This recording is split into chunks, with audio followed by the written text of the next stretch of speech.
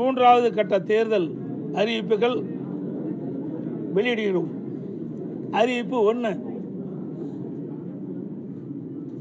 திரு ஸ்டாலின் தலைமையிலான நிர்வாக திறனற்ற விடியா திமுக ஆட்சியில் கடந்த 5 ஆண்டுகளில் அத்தியாவசிய பொருட்களின் விலைவாசி விஷம்போல் ஏறி மக்கள் கடுமையாக பாதிக்கப்பட்டுள்ளனர்.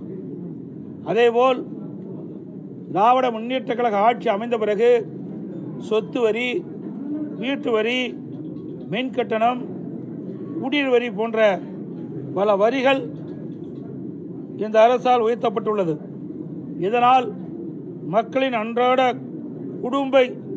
குடும்ப சுமை பன்மடங்கு அதிகரித்துவிட்டது. எனவே மக்களின் சுமையை குறைக்கும் வகையில் அனைத்து இந்திய அண்ணா திராவிட முன்னேற்ற கழக ஆட்சி அமைந்தவுடன் ஒவ்வொரு குடும்பத்திற்கும் கருணை தொகையாக 10,000 ரூபாய் வழங்கப்படும். அறிவிப்பு 2.